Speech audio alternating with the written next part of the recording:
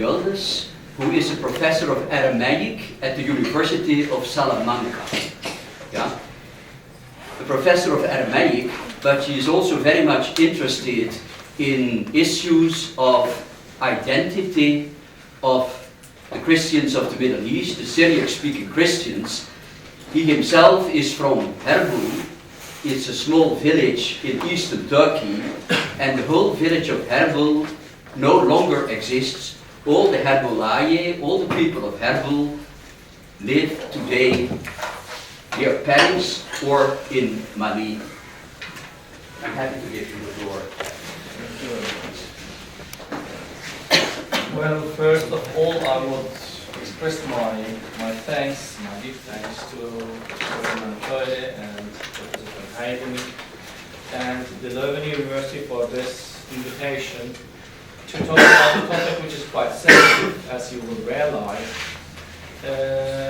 When Professor Herman Toyle asked me whether I could come, I said, wherever it's a topic related to the Middle East, especially the Mesopotamian area, I will be pleased to participate because it's needed to clarify so many concepts, so many aspects that sometimes lead to the confusion.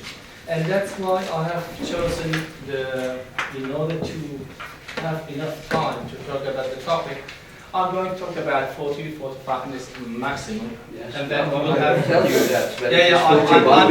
I'm on time.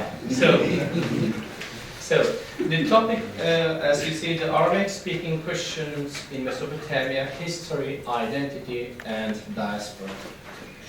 The topic we are dealing with, besides being complex, is a theme that has raised many debates and is still one of the most controversial issues among the Assyrian ecclesiastical branches up to date.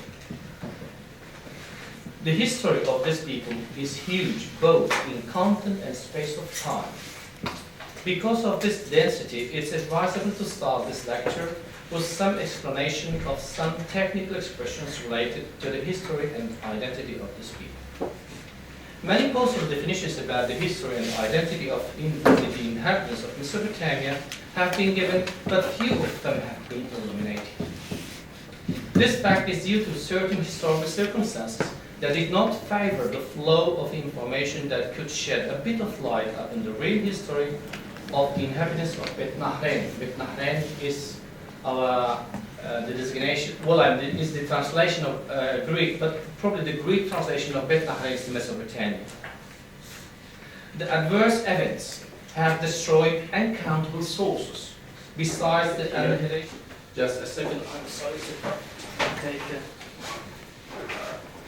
I was supposed to use my means, but I couldn't have. No, if it's stopped here. Yeah. As you can see here, is commentary on 2:4, like the Beirul Hakazdim Lemelech Aramaic. This the Hebrew part of 2:4, and then it started. I don't know whether you have ever heard impaired Aramaic pronunciation. Possible pronunciation. ملك العلمين حي إمار حلم العداي وبشر نحار عن ملك وإمار الكسداي ملتا مني يزداهن لا تطعناني الماء وبشري الدامين تتعبدون وباتيخون والي تصمون. This is more or less what the information of in book of Natsar or Nebuchadnezzar was telling to the so-called Chaldean group in this case. As it deals with the interpretation of St. Jerome, he interpreted it as it deals with the Chaldeans, and not with those who were professionals in astrology and so on. As the four oldest universities of Western world, Bologna, Paris, Salamanca, and Oxford, for them, the language of Targumim was called Chaldean. Indeed, this is a lapida we used to say, which remembers the founding of the languages in the 14th century of Hebrew, and so it's written linguis Hebraicae, Chaldaicae, Arabicae, Graecae, et omnis patiat ad sapientiam habitus senatus publicum ludum statuum. So the Aramaic language of the Targumim is called Chaldean in this sense. So this was the information we had. If we have a look at the polyglot of Antwerp of the 16th century, the Targumim text is called Chaldean and the Pshotta version Syriac. As the modern reader can observe, the Babylonian Tower confusion started a long time ago and is still real and far-reaching. For the sake of a bit of clarification upon this question, I publish a work upon the complex classification of the Aramaic language in its 5 periods. Ancient, imperial, middle, late, and modern one. As you know, we are on time, so we could just go in a very fast way. The Aramaic language, once it came in touch with the Syrian Empire society, then afterwards, during the Achaemenid Empire, it became a kind of lingua franca, but it was even lingua franca during the Assyrian period. It's not only during the Persian one. And then when the Greeks came in touch with Mesopotamian homeland, there was a kind of competition between Greek and the so-called lingua franca of the Aramaic one, and it divided into different branches. So that's why from then onward we are used to say or to divide both branches, west and eastern one. So to the western one, as you see, we have the so-called Syriac, Jewish Palestinian Aramaic, Qumran Aramaic, Nabatean Aramaic, Official Aramaic, and Targumims. This is the Middle Age. This is the first period. Meanwhile, during the first part, we will talk about it. This is the Western Aramaic side, and the other one is again the Syriac, Palmyrean Aramaic, Aramaic of Hatra, and Arsacid. Then we do have a late Aramaic period too, which is even now we are during the Christian era, where you can see even a wider division, always divided into Western and Eastern. Galilean Aramaic will probably the dialect of the Aramaic that Jesus spoke, Samaritan Aramaic, Syriac again, Palestinian Aramaic, Mandaic. And to the Madanhaya or to the Eastern one is Syriac again, Babylonian Talmudic Aramaic, and Mandaic. Very fast. Probably my colleague, Professor Herman Tony, would not agree with me, saying Neo-Aramaic, the term which has been also invented in a certain way in the Western world, is a misleading term. Neo means it stopped and then you recreate it. The modern Aramaic is a continuation of the ancient time.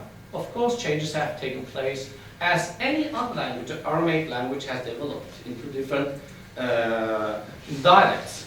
But those dialects are more or less divided into 3 main groups. So we do have, again, Ma'arboyo or Ma'arwaya, which are Ma'alula, Gib Abdin, Bakh, this is in Syria.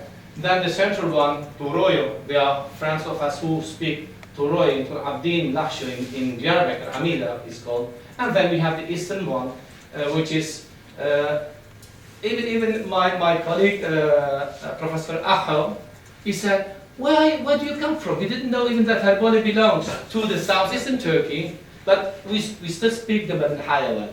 So there's a big confusion in that sense. Then North Iraq, northeastern, especially Iran, and Far Eastern, which is Mandaic. This is in relation to the language. I'm going to shift here. As we can see, the varieties of modern Assyrian, I haven't just mentioned them because it's a large list. The modern Assyrian Aramaic, divided into Western and Eastern dialects, could be considered as one of the main Aramaic languages and actually one of the most frequently used between the different people and ethnic groups. Until the last pogrom, most part of the Assyrian people lived in Bet Nahrain, Mesopotamia, which was in the ancient Arabian border that has been called Babylonia. And in this in this area, there are three big Shalkavi, used to say, tribes, Chaldean tribes, which are Bit Dakori, Bit Amukani, and Bit Yakin. So, as it's underlined, the term Aramaic is used in the Western world because of the shift to the consonant system that was introduced in a gradual way. Instead of the syllabic system, the Assyrian people started the implementation of an alphabet that finally became the official system used during the Achaemenid domination. This is one of the main reasons why the term became a technical expression among the modern researchers. But after the fusion of different Aramaic dialects in the ancient period, this nomenclature wasn't used by the different political and military powers of the region. How did the Aramaic-speaking people call their language? As mentioned above, the inhabitants of Mesopotamia certainly never called it Aramaic, but rather Assyrian in its variant vowel system, Surat, Suraya, or Surai, or Suryoyo. All of them originate from the Assyrian language. We'll have some resources in relation to this part. They stopped using the syllabic writing system as a common communication means. In some region, it was used for the Assyrian one. It was used for worship purposes, but the administrative correspondence as well as the diplomatic communication used to implement the consonant script. So we should not confuse language with ethnicity. The question about the connection of both terms, Assyria and Syria, raised some debates to mix both linguistic and ethnocultural elements. The debate goes a long way back, and it's not, as some modern authors erroneously suppose, that this debate started in this rise of Assyrian national movement of the 19th century. In the first half of the 17th, precisely 1617, John Selden underlined that the expression of Syria was a corruption of Assyria. Other prominent Semitists, Theodor Noldeke, reaffirmed what the former author suggested. The research undertaken by Schwartz came to the same conclusion. In the same direction, Fry states that the term Syria originates from Assyria, retaining that the usage of terms Assyria and Syria was employed almost interchangeably, in an area that was almost the same as the covered by the Assyrian Empire. Being of the same opinion, Helm makes the following statement. Nothing in the early references to Suriye or Asuriye indicates any trace of a distinction between them, which one might certainly expect of the term of the terms, if the terms derive from the origins as different as Sur, a coastal trading city, and Ashur, an inland military power.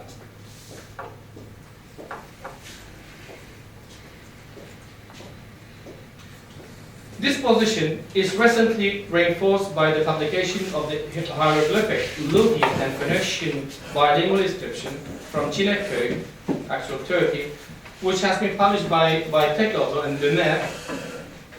This bilingual inscription offers a very important testimony for the historical context of the identification process of both terms. The monument depicts in bas-relief a male god, according to the experts, the storm god Tabhunzas, who stands on a chariot pulled by a pair of bulls.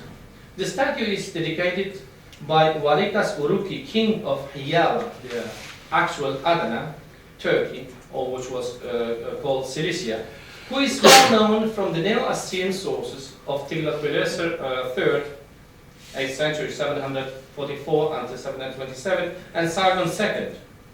The Çanakkale inscription, besides presenting him as a successful monarch, it clearly states that he is an ally of his Assyrian overlord and describes his relationship in terms of being very similar, very familiar, and enjoying a deep friendship.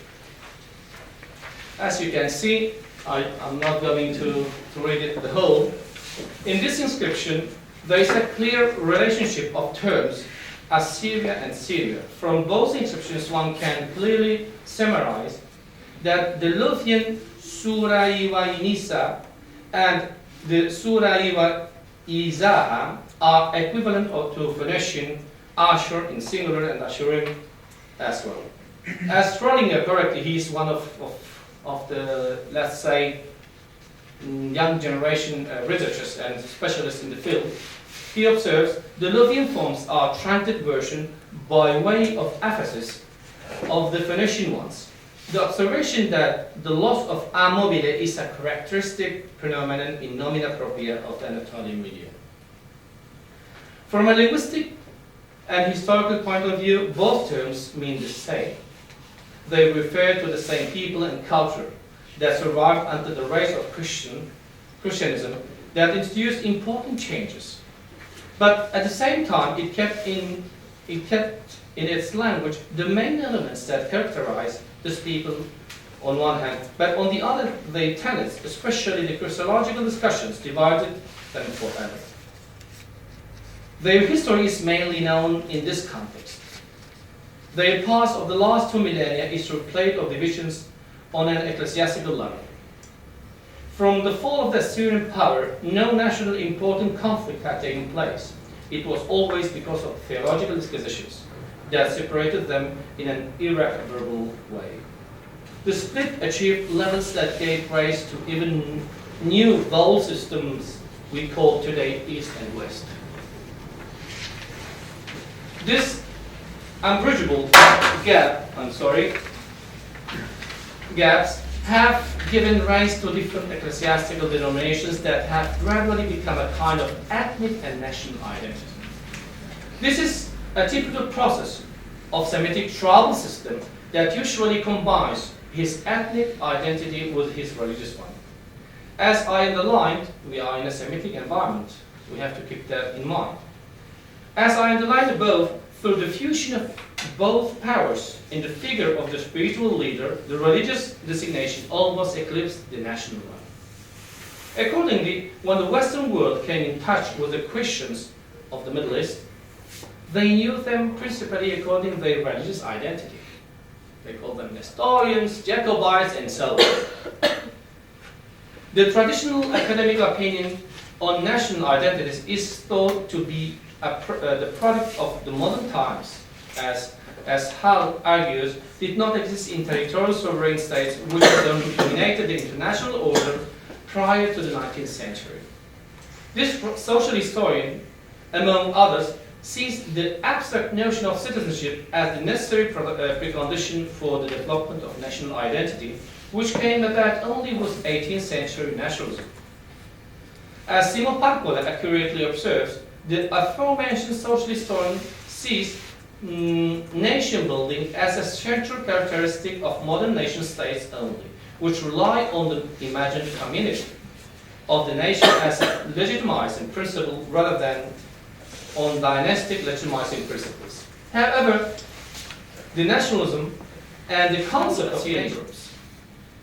The last attempt was undertaken by Magdan IV and Marafael Bidawi, who signed the unification letter in 1994.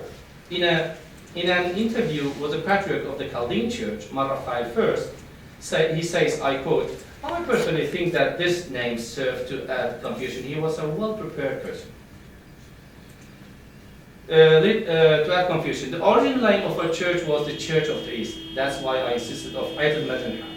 When a fraction of the Church of the East became Catholic, the name given was Chaldean based on the Magi kings who came from the land of the Chaldeans to Bethlehem.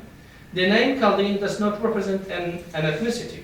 We have to separate what is ethnicity and what is religion. I myself, he says, my sect is Chaldean, but ethnically I am Assyrian. After he passed away, Mar Emanuel Deli was elected to the patriarchal seat. He didn't really sympathize with the former's declaration.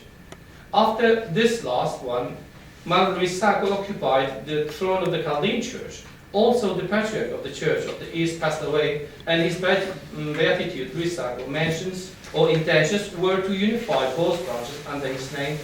But as the members of the Assyrian Church of the East did not agree with his plans, he started undertaking the project of creating a Chaldean League with the aim of establishing a nation totally separated from the so-called Chaldo-Assyrian nation, with its own constitution and flag. In a lecture given in Sarcelles to the Chaldo-Assyrian community, he clearly insisted on being different and separate people. Cultivating and enforcing such initiatives destroy any hope of unification under one national name.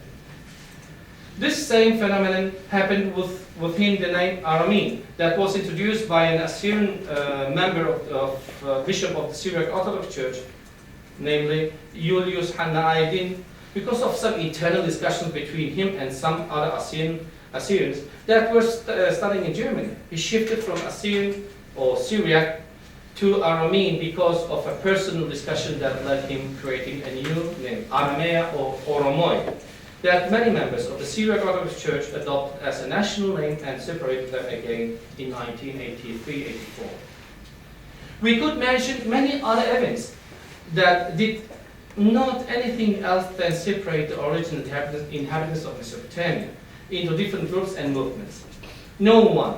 None of these separate projects have been started by the common people, but by their ecclesiastical leaders. As they realized that their herds are much more numerous in diaspora, they moved their religious differences to diaspora, thus mixing politics within religion. They know that their followers would accept whatever they propose. Most of the Assyrian people still depend on their religious leaders. This is the main problem the Assyrian community and nation is facing. No religious leader will renounce to his seat for the sake of unity. Let's be sincere and realistic. The Assyrian people must emancipate themselves and look for their continuity in an autonomous way. The continuous interferences on behalf of the spiritual leaders at the social and political level will not allow these people to organize themselves as a people and as a nation. The only chance of possible continuity in their land must be undertaken and realized by the people who are not moved by the clerical interests. 2 minutes. A special attention must be paid to those groups that live in diaspora and thus are submitted to a danger of disintegration. There are no projects nor organized initiatives to enforce those aspects that would help these people preserve their idiosyncrasy. Small steps have been taken in some Western countries, but most of them have been abandoned in many aspects. One of the main means that helps a people maintain its links to his fur patrimony is the language. This means will not survive if the leaders do not invest on it. A people or a nation without its own language is subjected to the process of disappearing. Let's be realistic. Most of the migrant communities are much more concerned about what their children will do in their professional future life, which is of course normal and natural, rather than concentrating on how to teach them their language and heritage. Revitalization efforts must be undertaken, otherwise there is no chance to keep the main instrument of continuity, which is the language. There are, in some Assyrian communities, isolated members that are accomplished learners, either individuals of the relevant ethnic group who were not raised with the ancestral language themselves, or outsiders who have married into the ethnic group and learned the traditional ethnic language. Speakers of both classes value the ethnic language the more for having had and to acquire it with a lot of effort. And with their children, they progress from being enthusiastic learners to being devoted transmitters. We have been working on this is a typical process of preparing the ground for being bilingual. A chapter of mine in Assyrian anthology was devoted to such a process, how the community could become bilingual in a professional way. Many other projects are being undertaken. We are going to in Germany, in Spain. We are trying to give the chance to those people who do not have the chance to learn the language from an online part is possible.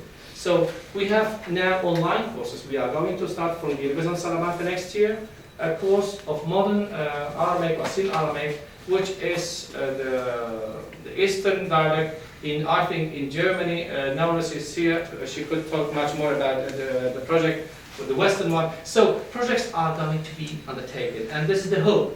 And hopefully we will have, how would I say, the moral support, especially on behalf of those people who are in different universities like Leuven, in France, Sorbonne, La Sapienza, and so on, because this is the only way. Let's be honest.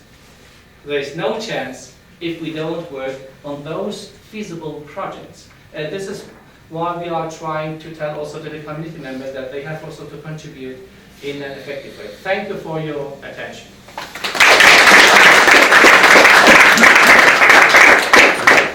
I'd like to thank Professor Yildiz. And now we started a bit late, so we have about 15 minutes for discussions and questions.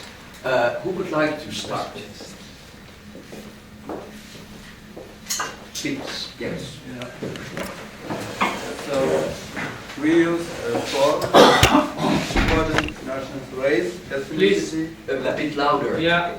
race, By the way, I have ethnicity. some problem with my. Okay, I can come forward. Come forward. Yeah, it's better. Yeah.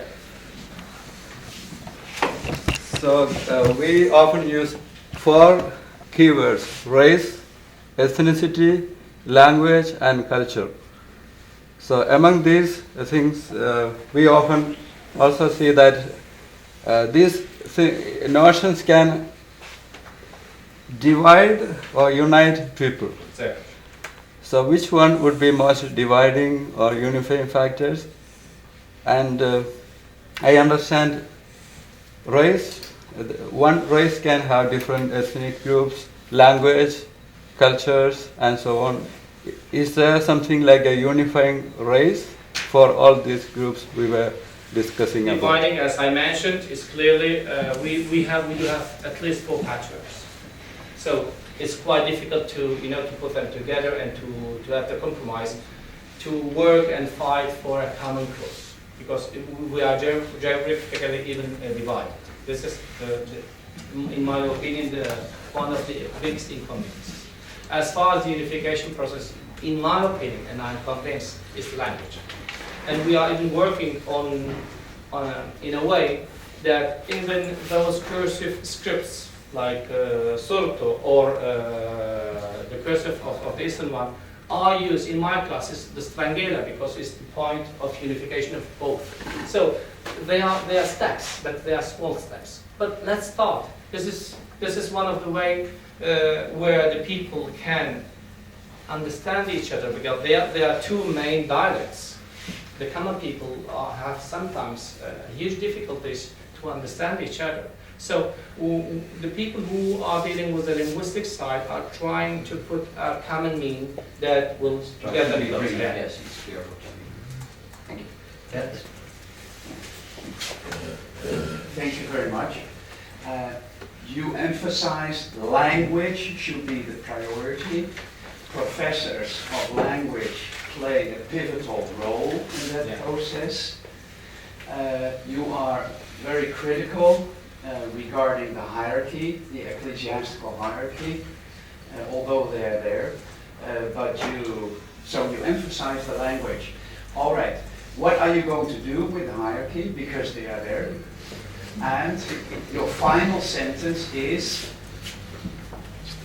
that this process should culminate with their autonomy in their homeland.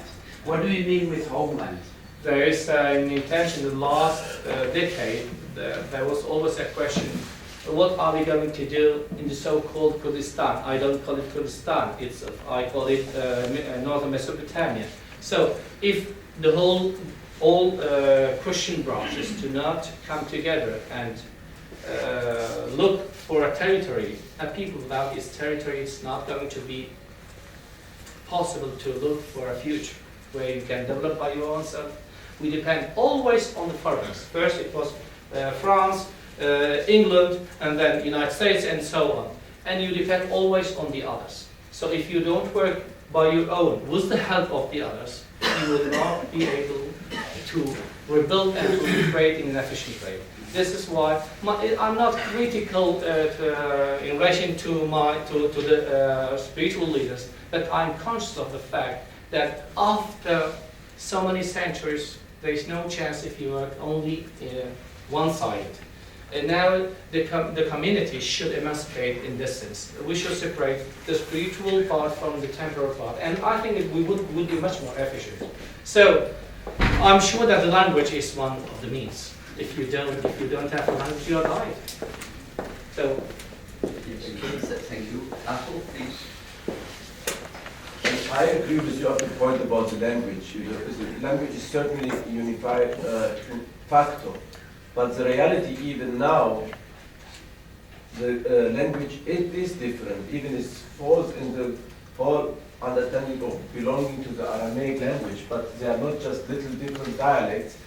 They are becoming different language. I mean, if you speak your surah, it's only a few villages far from where I was born. We don't understand each other, or I don't understand you if I don't learn it properly. I mean, this is one of the issues. The other issue is, even until our generation, we were born and grown up still in an areas where this language was naturally spoken. It was a native area. There were still villages like Tur Abdin, small areas where the tradition and the language was naturally given to the next generation. As I see the situation in the Middle East as well as in near diaspora, we are not anymore in such position. Even the next generation, like your children, my children, they haven't got this chance anymore. But how can we keep and focus on the language as uniting factor, and particularly if you see the most of our people are here in diaspora? How can we do it? Which element of the language can we still, If you analyze in a deep way both dialects, Eastern and Western, they are almost the same. Only in relation to the verbal system, there are slight differences. The morphology, the nominal morphology is absolutely the same. The only thing that is changing, we are not used to, I understand you absolutely when you talk in Porodio. Because the main common is the vowel system from O to A. So that's why I insist on doing works that try to get them together. How can we do that? That's why we are trying, even the grammar is not my dialect. If you have a look at it, I try to recover, to regain those aspects that unify, for instance, even the Eastern one, because there are so many different dialects. So it's not easy, I know, it's not an easy task, but it's not impossible. But first we have to mentalize that we are one people, we can work together, as we mentioned yesterday, and there are projects that are feasible.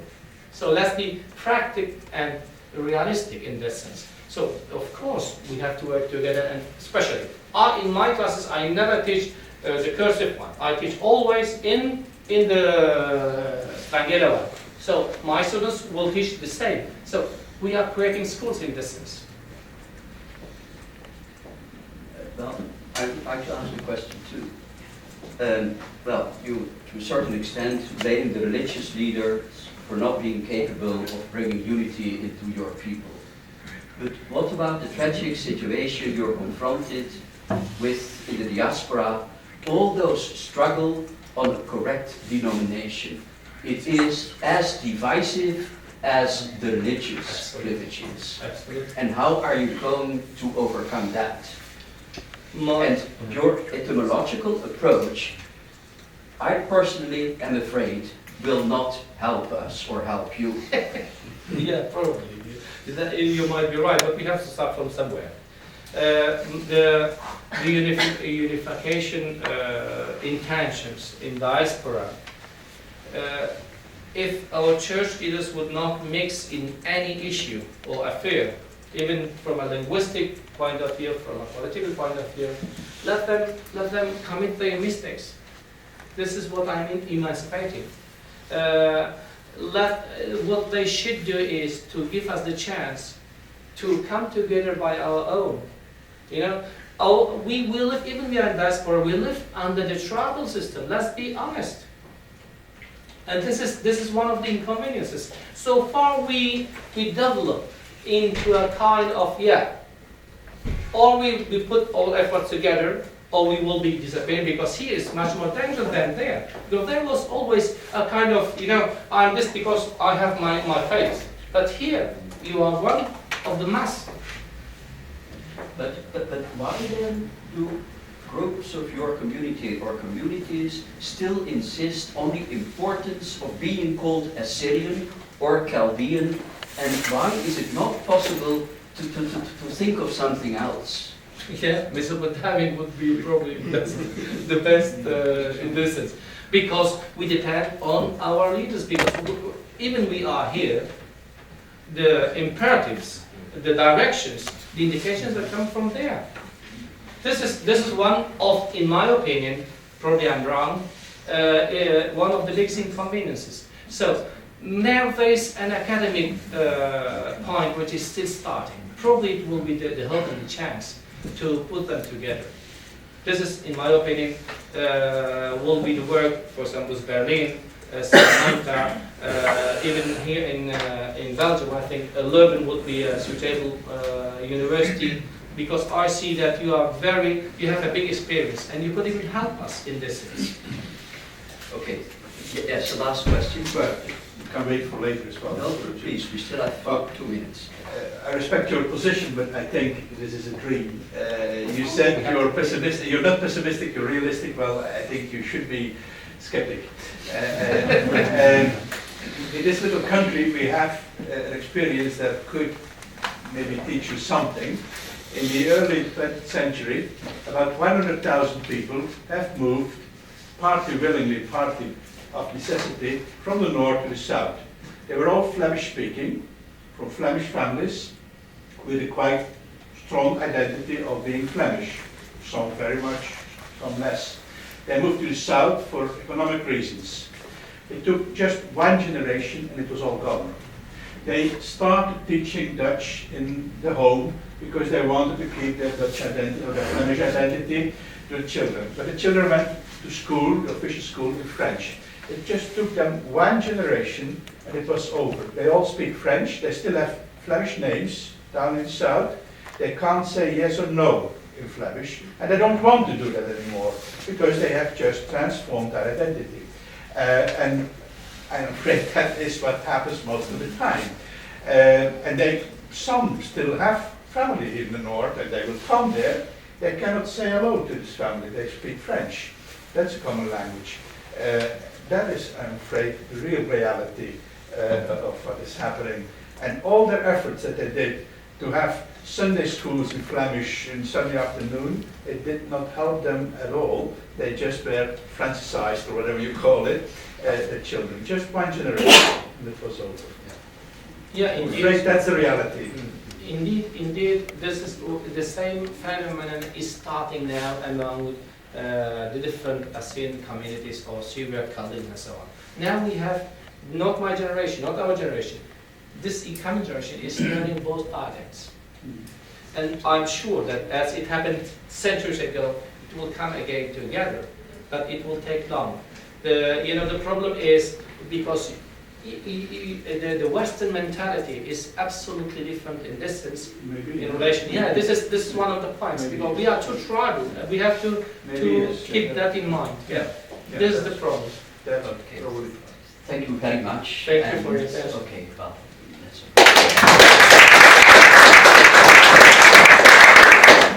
Now we have anthropology at the University of Leiden, where she defended her doctorate, I don't know how many years ago, it's about 6 years, yes, exactly. After her doctorate, she went to Cambridge, where she works on a project, and you better explain it yourself in 1 minute. And we are very happy to have her here, since yesterday she still was in Lund in Sweden for another conference, but well, we are very happy that you made it. Thank you. very Please, the much. floor is to you. Thank you. Thank you for the invitation and for this nice introduction.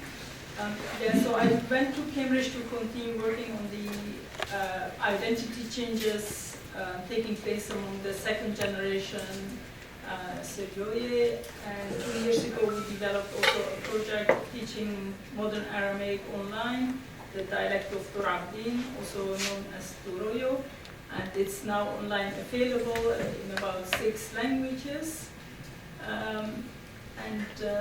So if you are interested, have a word with me later. I can give you the website. Okay, but so today I wanted to talk about diaspora Syrioi negotiating their survival between church, nation, local, and global.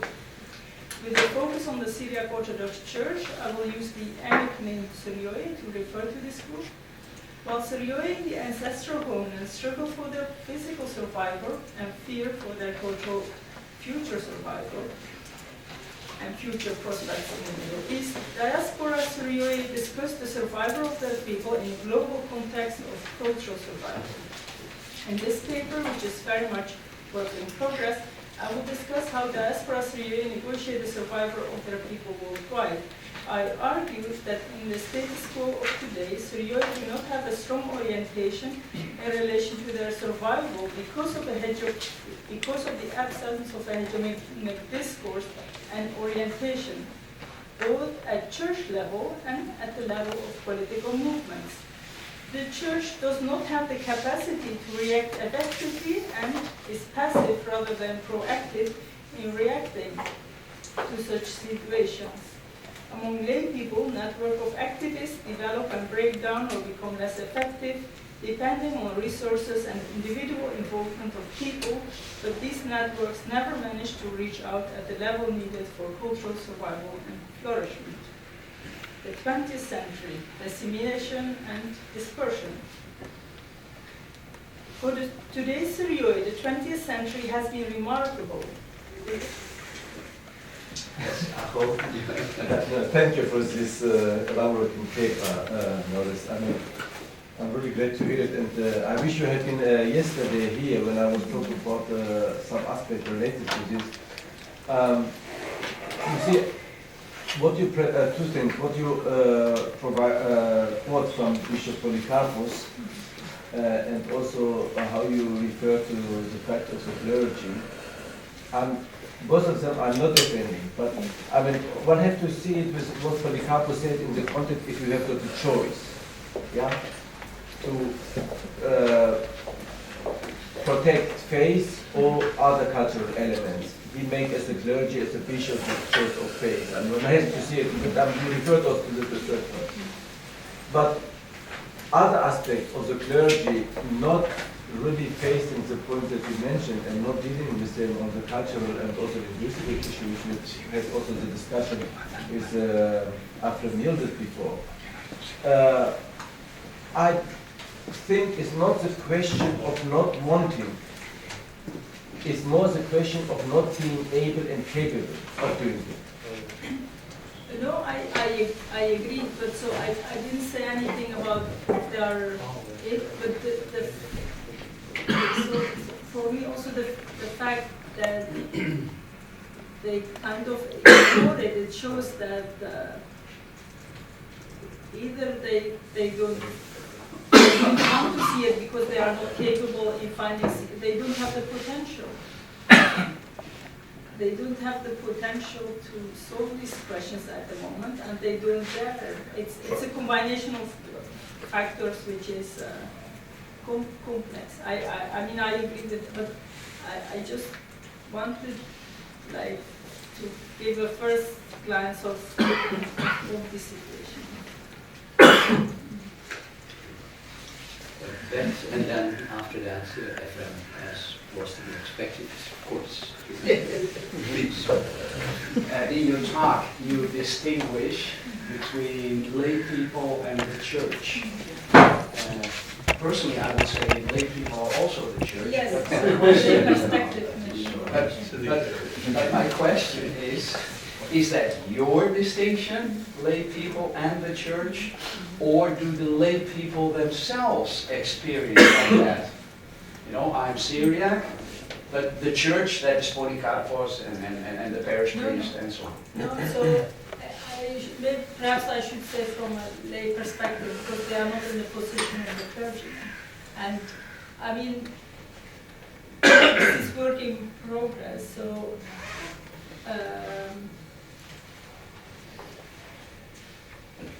not all clergymen have the same opinion as the two clergymen that I'm quoting here.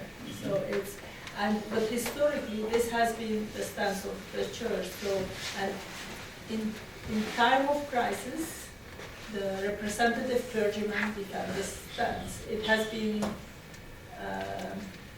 yeah, and it's logic from a church perspective. It's logic, but then you have your flock, because without this flock you are not the church. You are a group of clergymen. So, and from my perspective, I think this is greatly because they are not capable of finding workable solutions, that they don't discuss many of the matters which are at issue at the moment in the world like this. And so therefore I took the magnifying glass to really look at the situation. So in a period of 100 years, like the world became upside down for them. Life changed fully from the most agricultural in the Middle East to the most Western. Sweden is the most secular society where most of the members, it has the majority of the members in Sweden. So, and then suddenly, you know, if you move a plant from its ground from somewhere to somewhere else, many plants wouldn't survive. So humans are resilient, but they find their own strategies. So you find, and then if the church remains so traditional to its former ground, while the lay people find other strategies, developing resilience and surviving, then you get this clash. And I think they will still meet each other. And I mean, like, concluding that the newcomers, well, the first immigrants to the States already assimilated, and it's, we cry about that, and we will cry about the next generation in Europe as well, and so on. It's easy, but it would be interesting to see how you know, the church will really take up certain things. Efren, please. Just thank you very much for your very interesting conference. Just a question, because I know Polycarpos very well. He's a very good friend of mine, and he's really spiritual. So sometimes probably he's one of the less bishops who has a well-prepared background and who tries also to separate the things. But sometimes these statements, my nation is the heathen, and I insist on the spiritual side of the whole issue, and then you see the reality. How do you see this dichotomy? Because we speak about the earth relation, and then we speak about the national spiritual in the heaven. So my question is, do you already see it feasible to continue keeping your identity, your traditions, your language, using this kind of, you know, dialectic? I mean, for me, it's, I interpret it as a way avoiding the real issues. Because if you as an institution don't have the potential in order to really encounter the issues in society, you rationalize through giving certain reasons, more spiritual reasons and so on. And I mean, Polycarpos is the friend of all of us, and I did not use his paper because I don't like it, but for me it was interesting to take it up and to use it to develop this argument. Yeah, I also would like to ask a question. So you mentioned a decline in the awareness of the decline in the importance of church affiliation and of church practice. Are there any figures available about these developments? No, actually no, and I think this is part of the lack of research on modern day issues and lack of positions in academia who support modern research on what's going on. I think it's very essential to focus also more on modern day issues rather than only on the study of manuscripts in the past, because changes take really place in a fast pace, and at the moment we have living material that we can talk to, we have people we can interview and observe the changes if you have the potential to do that. Like for example, it differs, like in the Netherlands, for example, the Haasgooier, they join other Baptist churches more, like there is activism among the Baptist church, among the people from Gaza, from Syria. In Sweden, there are also among the many young people, but also older people who join other Protestant churches in Sweden. But we know, and some of them have become peaceful Western churches. I think these are interesting developments, but we don't have figures because, yeah, we don't have the positions to do research about this issue. And so I'm curious about Austria as well, but it's also interesting. In Lund, I spoke to one of the priests in Sweden, a Syriac Orthodox priest, and he said sometimes young Muslim people come to me and they want to be baptized, and I tell them, no, please don't. Why do you want to join our church? Stay as you are Muslim, otherwise your family will disown you. It's important to be connected and to remain connected to your family. And they insist, they say, no, our family, they support you. So he said, in one case I said, okay, invite me to your family then, if you really think your family supports you and will not disown you. So he said, I visited the family, and the parents did express this wish that if their children want to be baptized, they want them.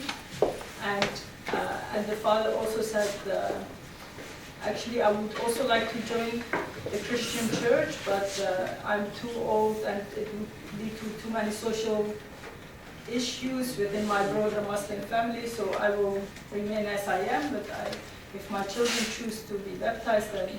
And I had not learned about these cases earlier, but then here again you see the role of religion, and also if people are out of their former context. This was, I believe, a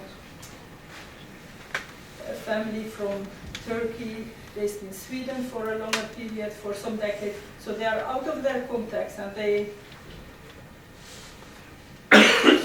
somehow they come to this decision, and they feel free enough to make other decisions than the traditional decisions. Thank you. Kind of follow-up question on the previous one. I was wondering where your data come from. At one point you said, well, there is this, you call it a protest voice amongst younger people, that there are religious component has no role or a very diminished role. And so where do your data come from? Is it from interviews? Is it from secondary literature? I mean, on top of that, so, do they give any clear indication of where they get that kind of idea? What are they protesting against? And is it influenced only by the current situation where they live in? Are they more specific about what is it? Is it class environment? Is the work environment or anything like that? Or? Yes. So, I mean, I try to be, although I live in Cambridge, I try to remain in contact with the community. So you can find a lot online, but also offline when I meet with people. People always talk about their survival, their identity. It's always an issue. So it's and I grew up within the community, so you follow the whole process. And I mean, so most of the younger people still say we are Christians, but in a few cases you hear this protest voice like, don't call me only Christian. And then like online, there was an issue again, and there was someone who said, because they were referred to, in this case even as Assyrian Christians, but he said, call me for one time Assyrian. Why should we always add this Christian etiquette to it? Because why do we need it? And others during my fieldwork, for example, said I'm culturally Christian, but it's still, for example, he said I would not want my children to marry Muslims, although I'm not faithful, but culture is important for me, and I have also a distrust to Muslims because of historical events. These kind of things. Okay, well, I think we are going to end this session. كلي هركي عم ملفونو أفرم يلدز مو بتصوب بود سلامانكا بإسبانيا ملفونو حذير هركي بلتشيقة بو بتصوب بود لوفن كي بخدم مثلي على المنوي وترجمانو أتلوثو يومي النطلة يومي مخكيتها بشلا ريش شمان عيتات مدنها هم بالأرثوذكسايد أدي يوناي قارقون أخني مع رواي وهم أد مدنها إجيب هذه يوم بشلا مخكيتها ريش جنسانوتا وديخ ابن شخاي بجالوتا دايسبورا من هذه السبب دي محكية هويلد الديخ كبا عمديا ديل بخايب جالوتا كبا آري وآصر هم شمي وهم للشاري وهم إيتوتي من هذه السبب نكبش رابا طاويني اد نيخا هم نخراي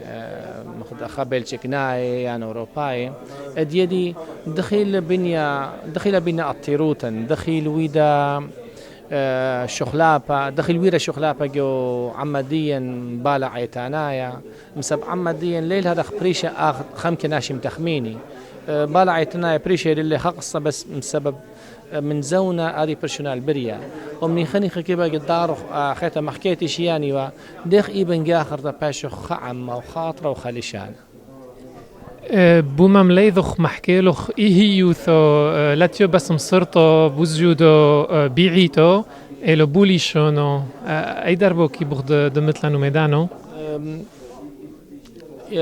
صوياني آوي ود مخزن اتلن بالا عيتنايا واتلن بالا علمايا إن لبرشخ تراوت لهن بالي خمن دوخينا كل دانا خوختا بهويا بابا وطن قديشي بابا وطن روحاناي خش ألقب كارزوتيهن أخدنا نخيني ألقخ بالشانم بيتوتم سبرايوتن من سبب إن متلن لخدادي أيضا أنا بهاي بنجاخرتا بيشخ مخمري طالق خعم وخاطرة وخلشان ودامت ببريشوتا تودي له لي ملثاثي باسمتو ملفونو تودي طلوخن جاخرتا قبل تيبوتا دي يا مقتي لتا اسيريا تي في تا طلوخن ديوتن تا مضبطرات كل دانا ولوخن بيزال بدو كان ديو خني بولا لو معدم اوتن رابا بالسيمه اوتن كشيره اوتن زريز الادي من دي بسبب عمديان سنيقيل ادي من ديات المخزويه بسبب يا الدين تخف شغله دميه طاوه بس كل دانا هويتا بنيانا تودي ملفونو بغم بدعو تروحوا خلام فرجانيدا دا سيريا تي في Ono ishmi ahu bisham de qashoyo me Salzburg asino me qbtret lo seyma larke لوفين البلشيقة بسبب دم الفون دوبي صوب لوفين مع زمم حضر يوم والجبندودو روشو ديسبوس دمنا حدود ديزان دسريو كتنا هركي بوما عربو من فايدة كيتو من معاونة كيتو ومن زحمة كحوزن أسريوية وأوقع محرنة كتنا هركي بوما عربو على وخاصينو أنسى محكيلي على بروجكت كتلان بسالزبروك على لويلفون على درم دي عتازن مثلا أيدر بو ودرم دي عيتو أبازا بنانيا حاروي كومي شاحلف بواصرستي وهركستي وهركي اسني قصد كيتو ميتاركو بوتي لجبن دو توليفو دي هيمونوسو دولي شونو دي مردوسو كي بوغ ما حكت لنا على قريون دعدو دبدالة دمشاريلة بسالزبورغ أي دربك فوي تعميخو بسالزبورغ ميقم بشاتو وتريرحي بيرحو عصر دشقاس أسيوا سيدنا وفاتريرخو فاتريرخو مور إغناطيوس أفرم ترايونو واسيوا أعمق درماسي سريوي عامو ممدنحو وموروبا حتى مع أمريكا بينوسية حاضريو أبو فتوحو دو ماستا كورس كمينالي دو سريويو دو الفونو آلو هويو وبو ماستا كورس هلعدو آسي لان تلوس حصر يولوفي هنماني مو هندني حتى مو يران كيتو حابينوسية كيتو معرق وكيتو مي سوريا ومطور عبدين مردي وهركي مو معرب سكيتو بنوسيت راح تلوس حصر يولوفي كوسن كو قورن علوي الفنو دي ايتو سريويتو وتقدالو صوبي عودو بو قيطانو تقلبينا ايولو في قامويق ما خلصي اترتش ناسي كمو يولو في اول خيشاتو قاميتو ايشاتو قاميتو اسيوا اشتو واتشات عدد بديلن بيرحو دا عصرو اسي شوعو حريني انا قادالو صوبي كونو طنو ليشاتو داترلفو شوحصر بيرحو دا عصرو دوسن ايولو في حاسي اللي اميدت كيتو اميدت بالازد مفصحنو دوسيلان يولوفي ميعيتو سريتو عمومي على اميدت كوميتولف تامو لعليمي ولعليمو تنهان كبعيد ميدي تشمشتو بيعيتو سريويتو هكا خد ملفوني ملفنيوسو او خد كوهني او دم دبروني تقدري اشقصد دبنا اوسن السالسبورغ ترتيشني درشي ومكسب زبنويو ويكسو قاديشويو أوليشونويو ويلفونو دنا بوهوسويو أتكسويسو دعيتو وتاريخ داد دايري دامدنا قدي درشلني وكل حال قران ديمنا دومي داد مويد ميتامو القران دايم كانت بصر كتلة قدر مستفاد لي أو معبر لي لحاية عمي جماعة ومد احنا نكوبانا دومانو قي وميدانو الصويو على دعودو ميقم هاني تلاسي 40 داسينا لأوروبا حمشيشنا كش قاضي لنهركي وعودو ماطينا الدرغو لازم قاوي دح صار اشني دح اسليشنا كيف قامتينا بودينا المركوينا مدرشوسو قانا شبري كيندرغارتن بكل مرعيسو كتلن وبكل جماعة كتلن مثلا قبلشي غير كده بروسل لازم يتركوا مدرشتو ديعيتو سريويتو لشبون دعلي موسو دناعيمة دوسن قورن ديلفي امردوساسي ديلفي ولشوناسي وديلفي ويلفونو آلوه اوكي كومانو وطلبي ضخماتي لم فرجوني دا سيريا تي في طلبينا ينقايو دوث الخو يولوفي شاتو دوث محو يا واذا تو يولوفوسو غابي خد رحمي دوسن تقورن هانو دي من اوما ستاكوسكي بي محوينو لهركه تري خبري مثلا كيتو طبعا قابينا بو هوم بيج زالزبورغ سيد مفتح تحت دوش مود سورياك انا قايك بميدي موزعونوسو زتر الو دوسلان يولوفي ماركي مبالشقه او موروبا مفصحنو غلبه والكل كومانو بشينو بشلومو الزالزبورغ تودي له معامله